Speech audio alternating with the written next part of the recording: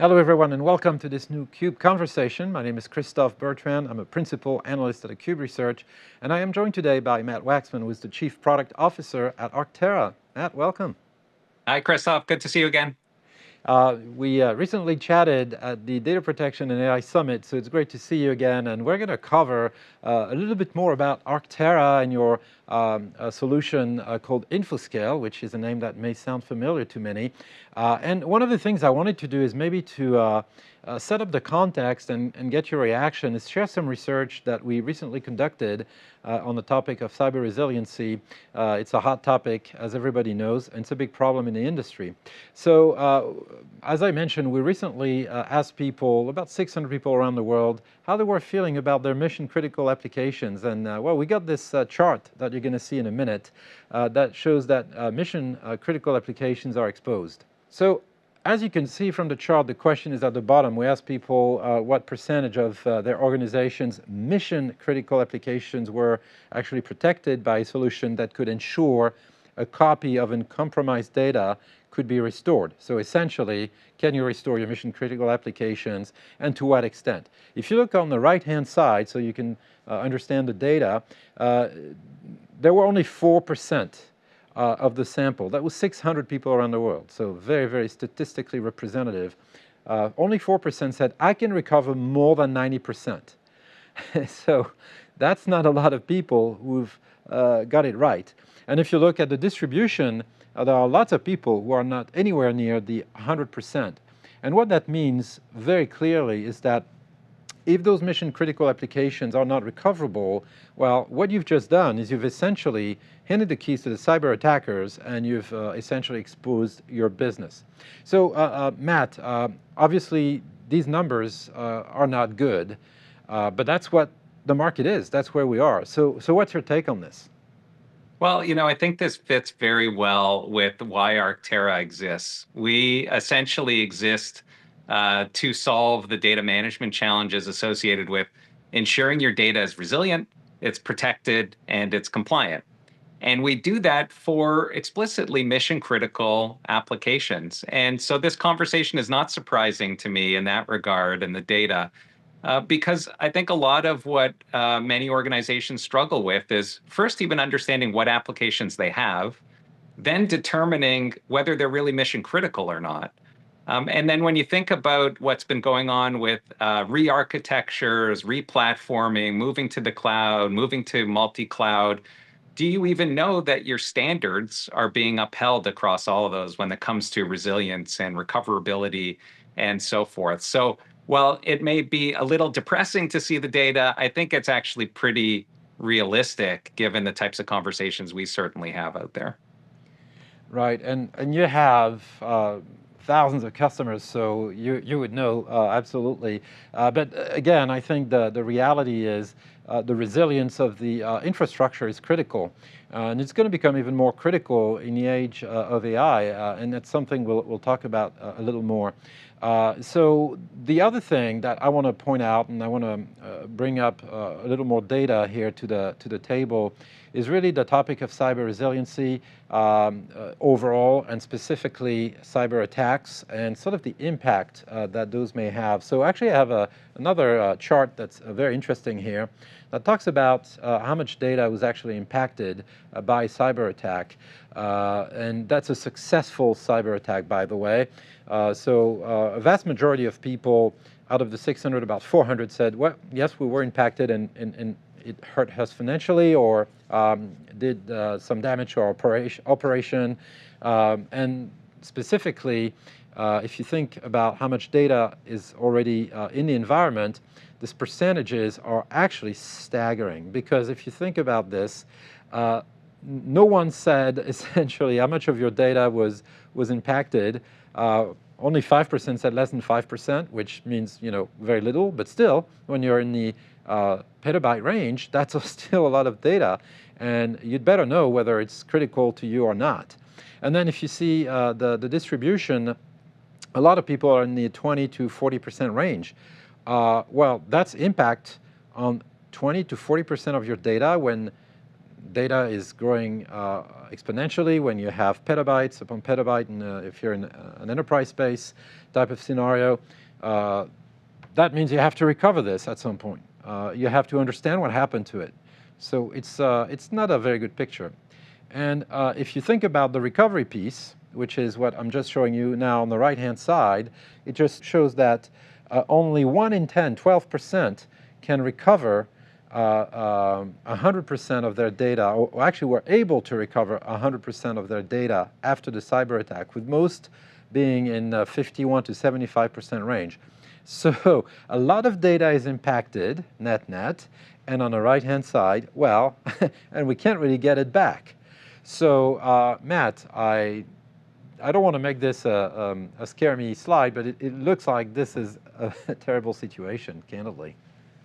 Yeah, again, not too surprising. I think that, look, everyone is looking for a silver bullet to solve for the ransomware scenario and the various cyber attacks that you see. The reality is that building a cyber resilience plan is a multifaceted, multi-layered approach. So it doesn't surprise me in the context of you need to think about your data, you need to think about your applications, you need to think about the infrastructure that connects them together, you need to think about your endpoints and your network and so forth. And then, by the way, you need to fire drill all of that to ensure that you could actually recover. So, I think this notion of there's going to be just one solution for cyber resilience is a falsehood. It's got to be a comprehensive strategy that you have. Absolutely, and that's where I think we're going to start talking a little bit more about technology and product and solutions, because, yeah, when you think about it, it's really across everything in infrastructure, the storage, the OS, the applications. Clearly, the workloads can be mission critical for some of them, maybe less important for others. At the same time, for the mission critical ones, we know there's this big gap that we've identified through our research. So, Matt, maybe you can catch us up on Arctera, maybe give us a little context on where you are as an organization, and let's talk about the portfolio, and then I'd love to double click on InfoScale specifically. Yeah, love to. So Arctera as an organization has existed for about 6 months now, and it's been an exciting journey for us. We are formed, as I mentioned, around 3 pillars of data resilience, data compliance, and data protection. And we were built out of legendary technology platforms from Veritas. And so these are platforms that have tried and true capabilities at scale in the largest organizations in the world. And all the IP, all the products, all the capabilities have been modernized for a cloud world, a cyber resilient world, and an AI powered world as well. So that's a little about Arctera in general. We'll talk obviously mostly about data resilience here. That's where, as you mentioned, InfoScale comes into play. And many people probably know that name, probably more so than Arctera, because it's lasted and lived longer than Arctera in the marketplace. And it is a technology platform that's built around resiliency for your applications and their data. And we should talk more about why it's those things together, but that's essentially the foundation of the platform. Right, so essentially an organization that may be new, but the technology has been around for a bit. It's proven, but it's also evolving quickly across protecting the infrastructure. And actually, it's a software-defined resiliency solution. I'd like to share something that you sent me that I think is very valuable for this conversation, and that's the architecture of InfoScale. Obviously, as I mentioned, it's software-defined resiliency. A number of things really strike me here, and I'll ask you some questions, but I'd like for you to take a second and maybe walk us through it, and take your time. There's a lot to cover here, but it's also a very comprehensive solution. Yes. Yeah, there is a lot on the chart. I realize that. So I'll try to break it down a little bit. If you think about resiliency and some of the statistics you showed before, it's not any one environment that you have to protect. It's not just your Oracle on VMware, running on some pick your flavor of storage.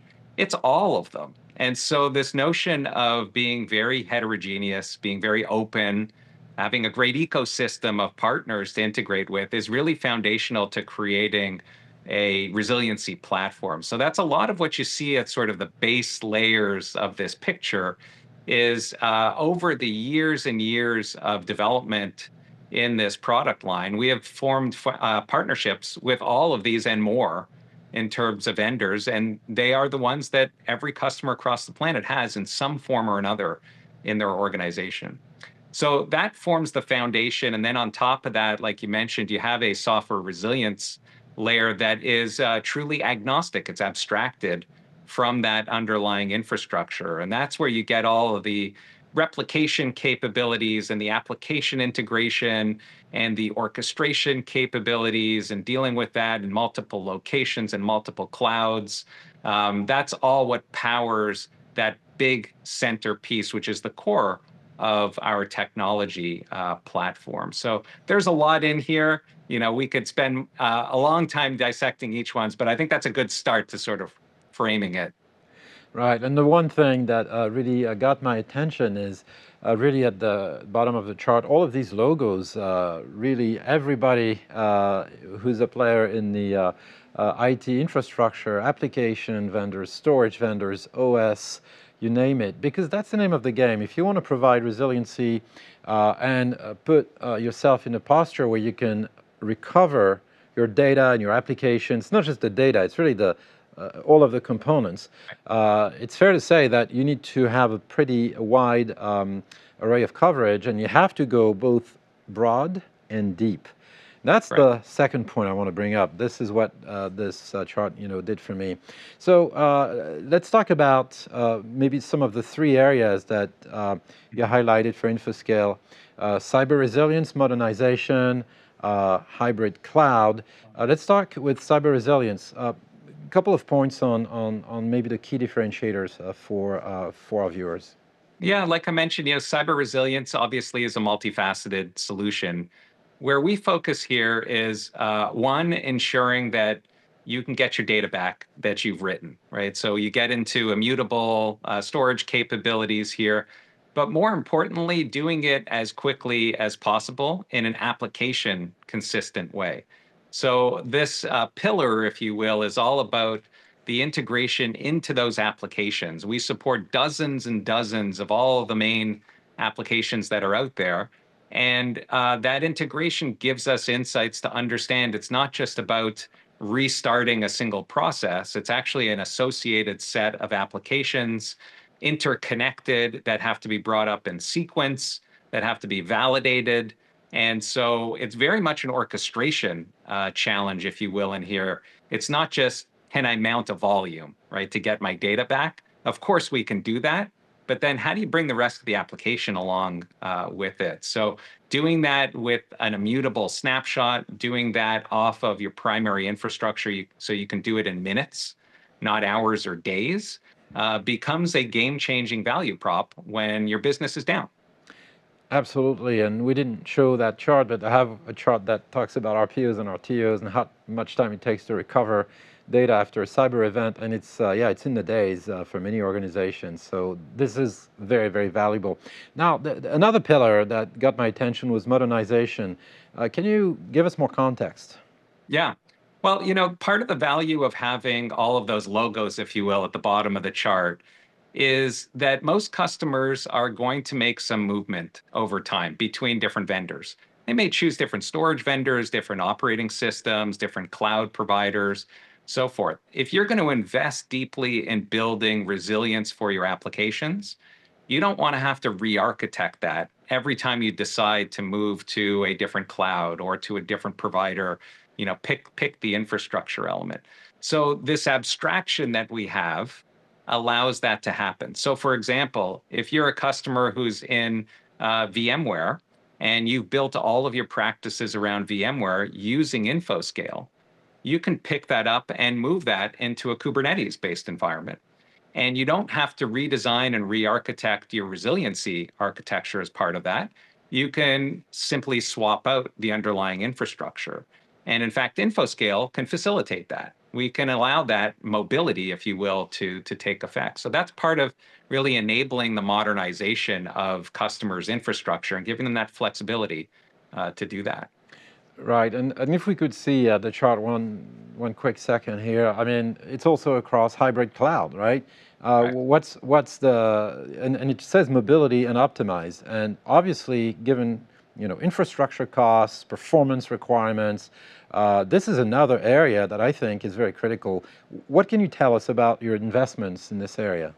Yeah, I think it plays directly off of the modernization, which is if you have that flexibility, then can you start to optimize your infrastructure better based on cost, based on performance, so on and so forth, even geographic location. So in a multi-cloud and hybrid world, having the ability to flex, being able to move a workload between different environments becomes not just an insurance policy, but it can also be a form of resilience in itself because you now have an alternate place to be able to go to recover should you need to, right? So thinking about the traditional disaster recovery site, you can think of in a different way when you're in a hybrid multi-cloud world. So that's the third pillar, is all about facilitating that type of strategy for customers. Right, and it covers all the bases, literally. That's one way to look at it. Yeah. As I mentioned, you recently joined our Data Protection and AI Summit, where we had a conversation about AI as an outcome, obviously for the business, but it doesn't come easy. You have to protect the infrastructure, protect the data. AI is both a friend and a foe. If you were to summarize where Arctera is going with AI, so both in terms of protection against AI-fueled attacks and leveraging AI to your benefit as part of the solution, what can you share with our viewers? Yeah, it is two sides to the same coin, if you will, when it comes to AI, right? In the context of how can we use AI in the products to make it beneficial to our end users? Well, when you're dealing with a space like this, it's very broad and complex. You talked about the breadth and depth. There is no way of avoiding in a breadth and depth world that there's going to be some complexity to that. So being able to simplify the experience for users so that they don't have to be experts in every one of those technologies and platforms is a game changer. And AI enables you to do that. Having a chatbot, an assistant built into the platform gives you an alternate way to not being the expert, but being the generalist who can go in and just get the outcome that you're achieved very, very quickly. So that's one side of the coin that we have been investing in this platform. The second side of the coin is how do we play as part of the AI ecosystem? And I like to, you and I have talked about this before, I like to think about sometimes, when it doesn't scare me too much, the notion that there will be a point when agents in agentic AI become replacements for some functions that humans are doing today. And at that point, they become mission critical because they are the thing that's going to go do the thing that someone you were relying on before to do. And maybe your business was relying on that action to take place. So, what today we think of as an agent will really become a mission critical app. And so, the same value prop, the same capabilities in terms of thinking about resilience apply equally there. Now, if you break that down, you start to look at the technology stack behind that, you're going to have things like vector databases and other infrastructure layers that are different in architecture, but require the same level of availability, of mobility, of orchestration, and so forth. So, in fact, we have recently added support for a number of different vector databases as another application that we integrate with for customers who are building those agents that will power their enterprise in the future. Right, and in many ways, the same principles apply to AI applications or workloads as would for any application you already have. You have to be compliant, you have to be recoverable, you have to be able to audit everything, figure out what happened where.